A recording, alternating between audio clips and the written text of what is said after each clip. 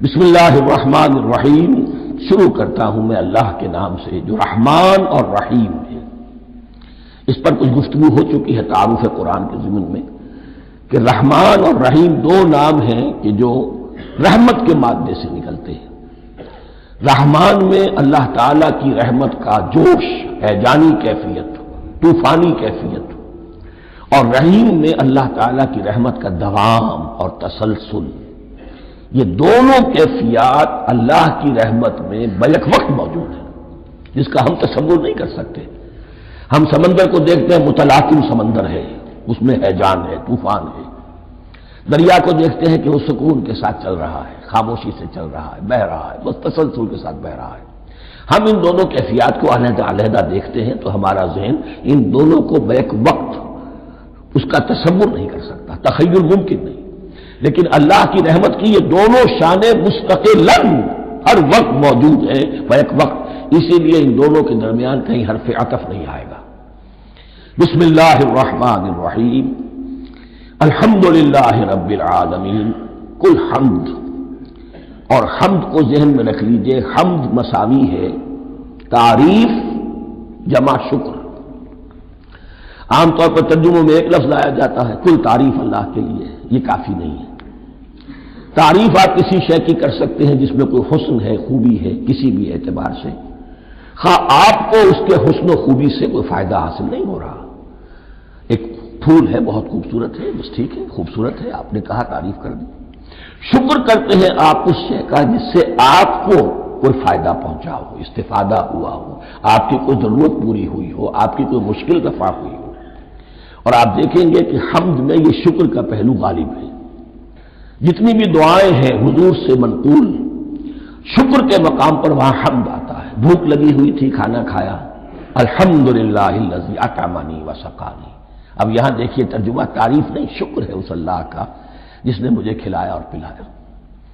آپ بیت الخلاء سے باہر آئے، نجاستیں آپ سے دور ہو گئی، طبیعت میں انشراح ہوا، الحمدللہ الذی اذھب عنی الاذی وعافانی۔ وہ شکر ہے اس اللہ کا جس نے اذیت بخش چیزیں مجھ سے دور کر دی اور مجھے عافیت بخشی۔ تو یہ الحمدللہ رب العالمین، اللہ تعالیٰ کا حسن و کمال اور حسن و جمال اپنی جگہ بھی اس انتہا کا ہے کہ جتنی تعریف اس کا حق ہے ہم کر ہی نہیں سکتے، لیکن اس کے احسانات اور انعامات ہم پر اتنے ہیں کہ ہم ان کو بھی گن نہیں سکتے۔ لہذا ایک ہی احصاء ہم نے کر دیا الف لام کے ساتھ، الحمدللہ رب العالمین۔ تمام تعریفیں اور کل شکر اللہ کے لیے ہیں کہ جو تمام جہانوں کا پروردگار ہے، رب ہے، مالک ہے۔ رب میں ایک مفہوم ہوتا ہے ربوبیت کا، اور اس میں مفہوم شامل ہوتا ہے تربیت کا، ربیانی صغیرہ۔ تو مالک ہونا اور تربیت دینا، آپ جس شے کے مالک ہوں گے آپ چاہیں گے اس میں بڑھوتری ہو، اس میں اضافہ ہو، وہ نشو و نما پائے۔ تو یہ دونوں چیزیں آپس میں ایک دوسرے کا جڑی ہوئی ہیں، پروردگار بھی اور مالک بھی۔ عام طور پر عربی میں رب کا لفظ مالک کے لیے آتا ہے، رب البیت، رب الدار، رب المال۔ تو معلوم وہاں پر ظاہر بات ہے کہ اس سے مراد کیا ہے، مال والا، گھر والا، گھر کا مالک۔ تو کل شکر اور کل تعریف اس اللہ کے لیے ہے جو تمام جہانوں کا مالک بھی ہے اور پروردگار بھی ہے۔ الرحمن الرحیم، رحمان ہے اور رحیم ہے۔ مالک یوم الدین، یوم دین کا مختار مطلق ہے۔ دین عربی زبان میں کہتے ہیں بدلے کو، دناہم کما دانو، کما تدینو تو دانو، یہ کہاوت ہے۔ جیسے اردو میں ہم کہتے ہیں جیسا کرو گے ویسا بھرو گے، کما تدینو تو دانو، تو یہ ہے بدلہ۔ اس کا بنیادی مفہوم جو ہے وہ بدلہ ہے۔ تو بدلے کا ایک دن ہے جس دن فیصلہ ہوگا کہ کون کیا کما کر لایا ہے، اسے کیا بدلہ ملنا چاہیے۔ آیا اس کا برائیوں کا پلڑا بھاری ہے کہ اسے سزا ملنی چاہیے، یا اس کی حسنات اور نیکیوں کا پلڑا بھاری ہے کہ اسے جزا ملنی چاہیے، اس کا انعام اور اکرام کے ساتھ معاملہ کیا جانا چاہیے۔ وہ ایک دن ہے، اسے ہم یوم القیامہ کہتے ہیں۔ اور لیکن اصل بات جو یہاں کہی گئی، یعنی ایک جملے میں تین باتوں کا اعتراف ہو رہا ہے۔ بعث بعد الموت، ایک دن آئے گا کہ ہم مرنے کے بعد تمام انسان اٹھا لیے جائیں گے۔ پھر حساب و کتاب، پھر اللہ کے ہاں حاضری ہوگی اور حساب کتاب ہوگا۔ اور تیسرا یہ کہ اس حساب کتاب کے دن کا مختار مطلق اللہ ہے۔ یعنی کسی اور کو اپنے ذہن میں سہارا بنا کر آپ زندگی گزاریں کہ وہ مجھے چھڑا لے گا، یا وہ ہستی جو ہے اتنی زوردار ہے کہ وہ مجھے بچا لے گی، اس سے اپنے دل کو، اپنے ذہن کو بالکل پاک کر لیجیے۔ مالک یوم الدین ایک دوسری جگہ پر قرآن میں آیا ہے، اس روز کوئی پکارنے والا پکارے گا لمن الملک اليوم للہ الواحد القہار، آج کے دن کس کا اختیار مطلق ہے؟ اور پھر کہا جائے گا اللہ کے لیے الواحد قہار، جو پوری طرح چھایا ہوا ہے، بس تولی ہے۔ تو مالک یوم الدین، جو جزا و سزا کے دن کا مالک ہے۔ اب یہاں سے کلام ایک رخ بدل رہا ہے۔ ابھی تک تو یہ غائبانہ انداز میں کلام ہو رہا ہے، اللہ سے خطاب نہیں آیا اس میں ابھی۔ الحمدللہ رب العالمین الرحمن الرحیم مالک یوم الدین، اب خطاب ہے ایاک نعبد و ایاک نستعین، ہم صرف تیری ہی بندگی کرتے ہیں اور کریں گے، اور ہم صرف تجھ ہی سے مدد مانگتے ہیں اور مانگیں گے۔ یہ ترجمہ میں کیوں کر رہا ہوں کہ یہ فعل مضارع ہے۔ عربی زبان میں فعل مضارع حال اور مستقبل دونوں کو کور کرتا ہے۔ ایاک کا جو ہے مفعول فاعلی جو ہے، مفعول جو ہے اس میں ضمیر مفعولی اسے پہلے لا کر حشر کا مضمون پیدا ہو گیا۔ ہم تیری بندگی کرتے ہیں نہیں، ہم تیری ہی بندگی کرتے ہیں اور کریں گے۔ حال میں ترجمہ کیجئے تو یہ اظہار حال ہے، اور مستقبل میں ترجمہ کیجئے تو یہ عہد ہے، قول و قرار ہے، بہت بڑا معاہدہ ہے۔ وَإِيَّاكَ نَسْتَعِينُ، اور صرف تجھ ہی سے مدد مانگتے ہیں اور مانگیں گے۔ اس میں بھی حال کا ترجمہ اظہار حال، اللہ کرے کہ واقعی ہمارا حال وہی ہو، جب ہم یہ الفاظ کہتے ہیں تو واقعتاً ہم اس پر پورے اتر رہے ہوں کہ اسی کی بندگی کر رہے ہوں اور اسی سے ساری استعانت اور استمداد کر رہے ہیں۔ جہاں تک مستقبل کا تعلق ہے وہ پھر ایک عہد ہے، اہدنا الصراط المستقیم، یہ مقام وہ آ گیا کہ یہاں تک تو اے پروردگار ہم پہنچ گئے تیرے فضل سے، تیرے کرم سے۔ فطرت سلیمہ بھی تیری عطا کردہ تھی، عقل سلیم بھی تیری ودیت کردہ تھی، ان دونوں کی روشنی سے ہم یہاں تک تو پہنچ گئے۔ اب ہماری جو ضرورت ہے، احتیاج ہے، وہ کیا ہے؟ اہدنا الصراط المستقیم، ہدایت بخش ہمیں سیدھے راستے کی۔ یہاں دو باتیں سمجھ لیجئے۔ انفرادی سطح پر انسان کے لیے نہ معلوم کتنے مرحلے آتے ہیں ہر روز کہ جس میں وہ ایک ٹھٹک کر کھڑا ہو جاتا ہے، یہ کروں یا یہ کروں، دو آلٹرنیٹو سامنے آ رہے ہیں، فیصلہ کرنا مشکل ہو رہا ہے۔ قدم قدم پر ہدایت کی ضرورت ہے، اور اجتماعی طور پر نوع انسانی تین بڑے بڑے تمدنی مسائل میں واقعہ یہ ہے کہ تسلیم کر لیا جانا چاہیے کہ عقل انسانی اس کو راستہ نہیں دکھا سکتی۔ عام معاشرتی سطح پر مرد اور عورت کے درمیان حقوق اور اختیارات کا کیا توازن ہو، ناممکن ہے، انسان طے نہیں کر سکتا۔ انسان یا مرد ہے یا عورت ہے۔ عورت سوچے گی اپنے اپنے جذبات کا، اپنے خیالات کا لحاظ رکھے گی، مرد کے جذبات و احساسات کا اسے کوئی اس کا کوئی تصور ہی ممکن نہیں۔ مرد سوچے گا اسے اپنے احساسات معلوم ہے، لیکن یہ کہ عورت کے احساسات سے وہ نابلد ہے، ان کو محسوس کر ہی نہیں سکتا۔ لا محالہ وہ اپنے بارے میں وہ جو بھی نظام بنائے گا اس میں وہ اپنی بالادستی رکھے گا۔ وہ تو ایک ہی ہستی ہو سکتی ہے کہ جو دونوں کی خالق ہے، مرد کی بھی عورت کی بھی، اور اس کو دونوں سے محبت ہے، دونوں کا خیر خواہ ہے، دونوں کا رب ہے، دونوں کو پروان چڑھانا چاہتا ہے۔ اسی طرح فرد اور معاشرہ یا ریاست، حکومت اور ریاست ہمیشہ یہ چاہتی ہے کہ سارے اختیارات ہمارے ہاتھ میں آ جائیں، ٹوٹلیٹیرین سوسائٹی ہو، بس ہم حکم دیں اور لوگ اس پر چلیں۔ افراد یہ چاہتے نہیں، ہمیں آزادی ہونی چاہیے۔ اب آپ دیکھیے کہ دنیا میں کتنے جھگڑے چلتے ہیں اسی پر، فریڈم فریڈم فریڈم۔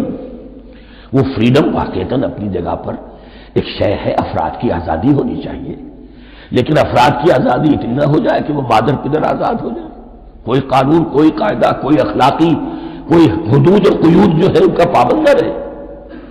تو اب کہاں ہے وہ نقطہ اعتدال کہ جس میں انسان کے انفرادی آزادی، انفرادی اختیار اور ادھر اجتماعی مصلحتیں جو ہیں ان کو بیلنس کیا جا سکے؟ انسان طے نہیں کر سکتا، صرف اللہ ہی اس کے لیے نظام دے سکتا ہے۔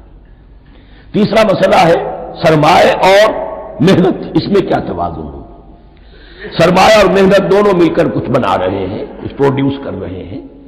اب اس میں نفع جو ہوا ہے اس میں سرمایہ کا کتنا حصہ ہونا چاہیے اور لیبر کا کتنا ہونا چاہیے، کون طے کر سکتا؟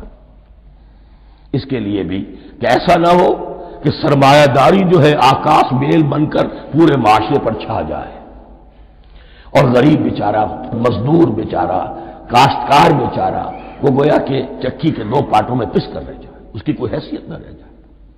لیکن یہ کہ دوسری طرف اگر یہ کہ مزدور کا جو حق ہے اس سے زیادہ اس کو دے دیا جائے تو سرمایہ جو ہے وہ سکڑ جائے گا، شائی ہو جائے گا، وہ پھر میدان میں نہیں آئے گا۔ کیا کیا جائے؟ کون سا نقطہ عدل و اعتدال ہے؟ یہ تین مسائل ایسے ہیں، اہدنا الصراط المستقیم۔ تو یوں سمجھیے کہ ایک جو بنیادی ہدایت تھی، ایک اللہ کو پہچان لینا، یہ جان لینا کہ کل حسن و جمال اور تمام انعام و اکرام کا منبع اس کی ذات ہے، وہ رحمان ہے اور رحیم ہے، اور یہ جان لینا کہ مرنے کے بعد جی اٹھنا ہے، حساب کتاب ہے، فیصلہ ہوگا جزا و سزا کا، اور مختار مطلق اس دن کا اللہ ہے۔ پھر یہ عہد کر لینا ایاک نعبد و ایاک نستعین۔ اس کے بعد دعا، پروردگار ہمیں ہدایت پر قائم رکھ، ہماری ہدایت میں اضافہ فرما۔ اس ہدایت کے لفظ کو سمجھ لیجئے، بنیادی ہدایت، تفصیلی ہدایت، قدم قدم پر ہدایت، ہدایت پر ہدایت۔ والذین اہتدوا زادہم ہدی، جو لوگ ہدایت کے راستے پر آتے ہیں اللہ ان کی ہدایت میں اضافہ کرتا ہے۔ تو یہ قدم قدم پر ہمیں ہدایت کی ضرورت ہے اور مرحلہ وار ضرورت ہے۔ ہدایت اس کو بھی کہتے ہیں کہ کسی نے آپ سے کوئی پتہ پوچھا، آپ نے کہا ادھر جانا، پھر دوسری گلی میں مڑنا، پھر جانا دو تین لائٹیں چلے جانا، پھر مڑنا، وغیرہ وغیرہ، یہ بھی ہدایت ہے، نظری طور پر آپ نے بتایا ہے۔ ایک ہدایت یہ ہوئی کہ بھائی میں چلتا ہوں آپ کے ساتھ، میں آپ کو وہاں تک پہنچا دوں گا تاکہ آپ کو دقت نہ ہو، آپ نے منزل تک پہنچا دیا۔ ان دونوں کے درمیان، یہ تو میں نے ایک فرد کی مثال دی ہے، اللہ اور بندے کے درمیان نہ معلوم کتنے مراحل ہیں ہدایت کے۔ تو کسی وقت بھی انسان اپنے آپ کو ہدایت خداوندی سے مستغنا نہیں سمجھ سکتا، اور نہیں تو پروردگار جو ہدایت دی ہے اس کو ہدایت پر قائم رکھ۔ کیا پتہ شیطان کا کوئی حملہ، کیا پتہ ہمارے نفس کی کوئی شرارت کسی ایسے رخ پر ہمیں ڈال دے کہ اب تک کی ساری کمائی بھی ضائع ہو جائے۔ لہذا یہ نہ سمجھیے کہ جب یہ ساری چیزیں ان کو معلوم تھی، ان چیزوں کا تو اقرار کر رہے تو اب ہدایت کون سی مانگ رہے؟ تو ہدایت کا تو بڑا میدان کھلا ہوا ہے، اور اس ہدایت کی وہ جو میں نے آخری شکل آپ کو بتائی ہے کہ منزل مقصود تک پہنچا دے، یہ ہدایت بھی قرآن مجید میں اس معنی میں بھی لفظ آیا ہے کہ اہل جنت جب جنت میں داخل ہوں گے تو جو ترانہ حمد ان کی زبان پر اس وقت ہوگا وہ کیا ہے؟ الحمدللہ الذی ہدانا لہذا وما کنا لنہتدی لولا ان ہدانا اللہ۔ کل شکر اس اللہ کا جس نے ہمیں یہاں تک پہنچا دیا، ہدایت دی یہاں تک پہنچا دیا، اور ہم ہرگز نہ پہنچ پاتے، ہم ہرگز ہدایت یافتہ نہ ہو سکتے اگر اللہ ہی ہمیں ہدایت نہ دیتا۔ اہدنا الصراط المستقیم، سیدھا راستہ، صراط الذین انعمت علیہم۔ اب اس کی مزید وضاحت ہے، راستہ اس کا ان لوگوں کا جن پر تیرا انعام ہوا۔ یہ کون لوگ ہیں؟ اس کی وضاحت آپ کو ملے گی سورہ نساء میں، من یطع اللہ والرسول فاولئک مع الذین انعم اللہ علیہم من النبیین والصدیقین والشہداء والصالحین۔ چار طبقات ہیں منعم علیہم جن پر اللہ کا انعام ہوا ہے۔ چوٹی پر انبیاء کرام، اس کے بعد صدیقین کرام، اس کے بعد شہداء عظام، اس کے بعد عام صالح مسلمان، صالح ہو۔ یہ بیس لائن ہے، اس سے اوپر کا درجہ شہداء کا ہے، اس سے اوپر کا درجہ صدیقین کا ہے، اور پھر اس سے اوپر کا درجہ انبیاء کا ہے۔ انبیاء میں سے پھر وہ بھی ہوتے ہیں کہ جو اولو العزم میں من الرسل ہیں، لیکن یہ چار طبقات ہیں، ان کے راستے پر ہمیں چلا۔ غیر المغضوب علیہم ولا الضالین، جو مغضوب علیہم نہیں ہوئے، جن پر تیرا غضب نہیں ہوا، اور غضب ہوتا ہے ان پر کہ جو ہدایت کے واضح ہونے کے بعد ہدایت کو ترک کر دیں، وہ ہے مغضوب علیہم۔ جنہیں ہدایت مل گئی ہو، ہدایت کو پہچان لیا ہو، پھر اپنی شرارت نفس کی وجہ سے، اپنی نفسانیت کی وجہ سے، اپنے تکبر کی وجہ سے، اپنے حسد کی وجہ سے وہ اس حق کو رد کر دیں، اس کو ترک کر دیں، ان پر اللہ کا غضب آتا ہے۔ اور اس میں اس کی بہت بڑی مثال تاریخ کے اعتبار سے یہودی ہے۔ اللہ نے انہیں ہدایت دی، کتابیں عطا کی، تورات، انجیل، زبور، سینکڑوں نبی ان میں مبعوث کیے، 1400 برس تک نبوت کا تار ٹوٹا ہی نہیں، مسلسل۔ ابتدا میں بھی 2 نبی، موسیٰ اور ہارون، اور اختتام پر بھی 2 نبی، عیسیٰ اور یحییٰ علیہ الصلاۃ والسلام، اور ان کے مابین کوئی لمحہ نہیں آیا ہے تاریخ بنی اسرائیل میں جبکہ کوئی نہ کوئی نبی موجود نہ ہو۔ لیکن انہوں نے اپنی شرارت نفس کی وجہ سے ہدایت تورات سے بھی منہ موڑا، اور پھر سب سے بڑی بات یہ کہ ہدایت محمدی سے، ہدایت قرآنی سے بھی صلی اللہ علیہ وسلم منہ موڑا۔ وہ ہے مغضوب علیہم ولا الضالین، اور نہ ہی گمراہ ہوئے۔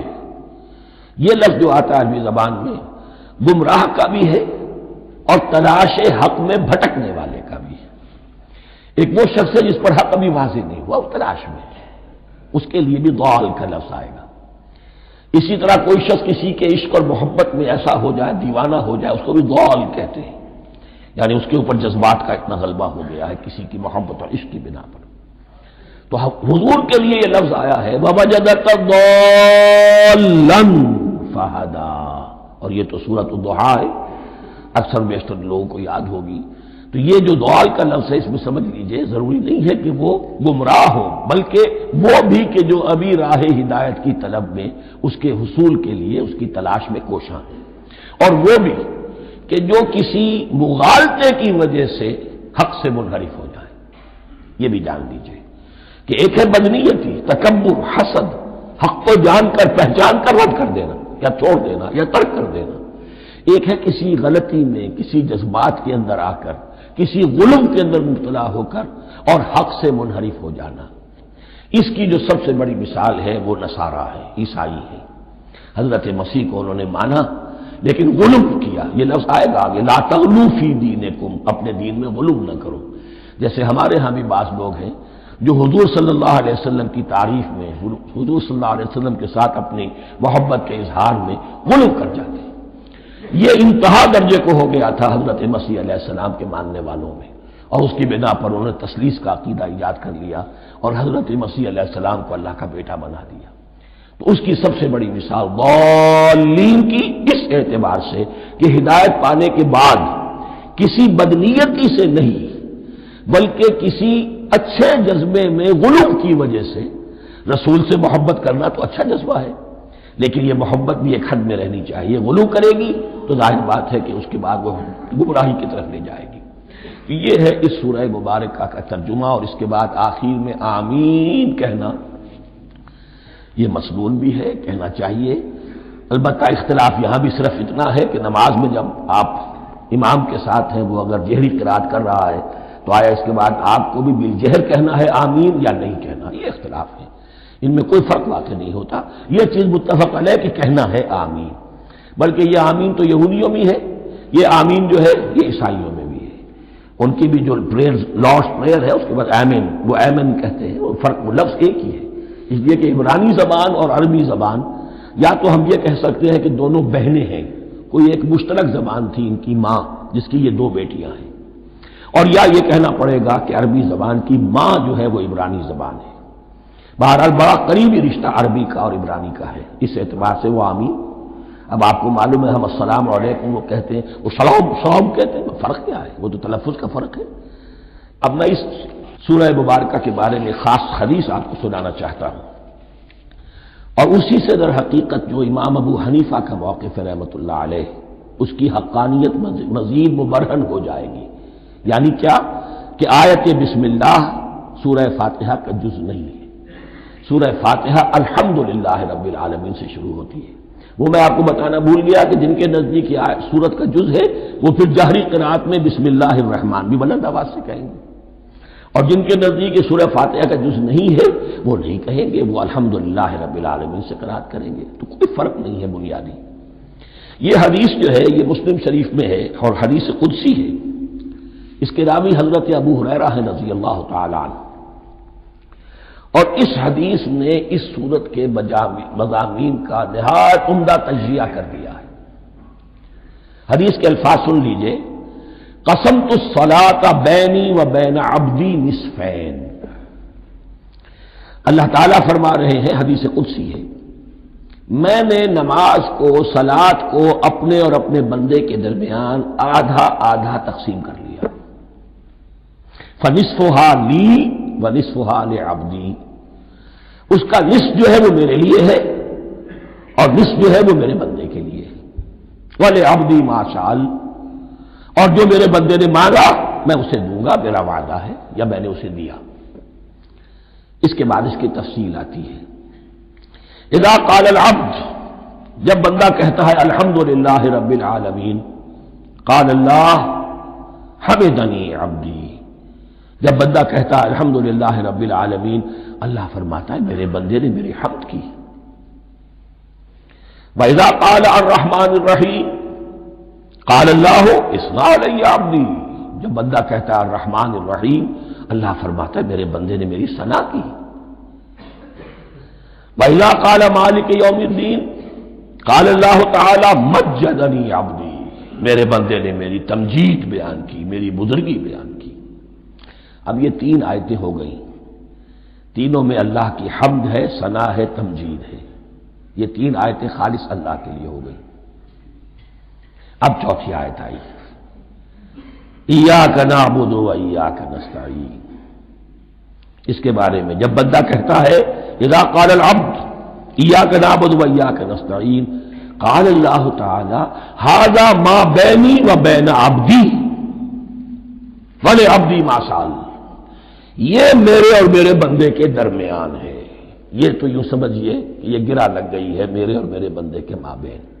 اس نے مجھ سے قول و قرار کیا ہے، اس نے میری بندگی کا اعتراف کیا ہے، اس نے تسلیم کیا ہے کہ میری ہی بندگی کرتا ہے اور کرے گا، اور مجھ سے مدد چاہیے ہے۔ ھذا ما بینی و بین عبدی، یہ معاہدہ ہے، معاہدہ دو فریقوں کے مابین ہوتا، یہ میرے اور میرے بندے کے مابین ہے۔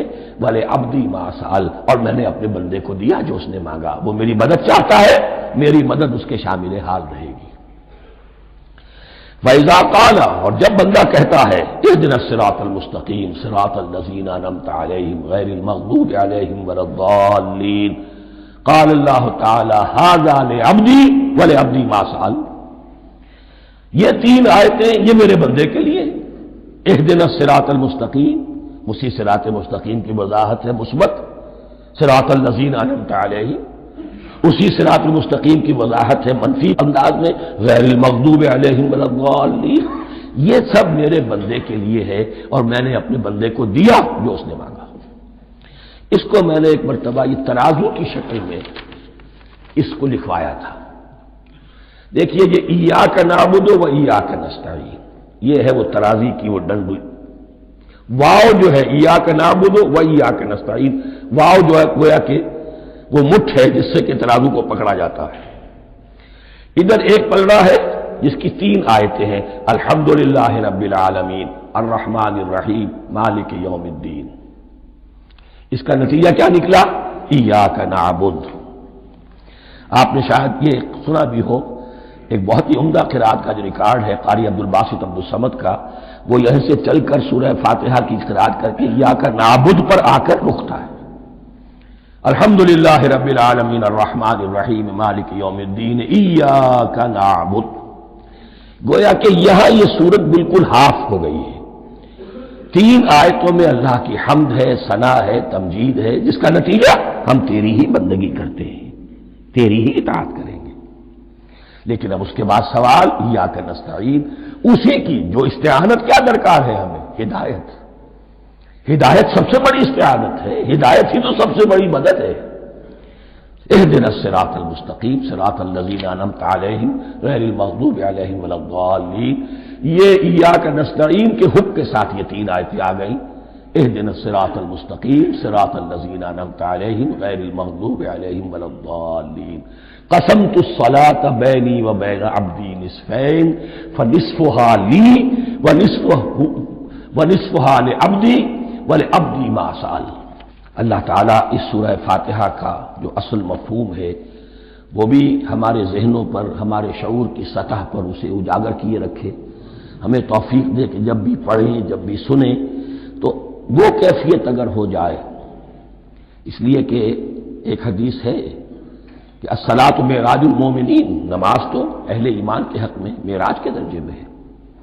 اس حوالے سے ہم یہ سمجھ سکتے ہیں کہ کوئی وقت ایسا آ سکتا ہے کہ انسان کو واقعتاً، روح انسانی واقعتاً اللہ کے یہ جواب سنے، انہونی بات نہیں ہے۔ ہوتا ہے خطاب آخر، اٹھتا ہے حجاب آخر، کرتے ہیں خطاب آخر، یہ تو ہوتا ہے۔ مخاطبہ الہی ہے، تو میں نے عرض کیا کہ ثابت ہے، مخاطبہ، محادث اور تحدیث، اللہ بندوں سے کلام کرتا ہے۔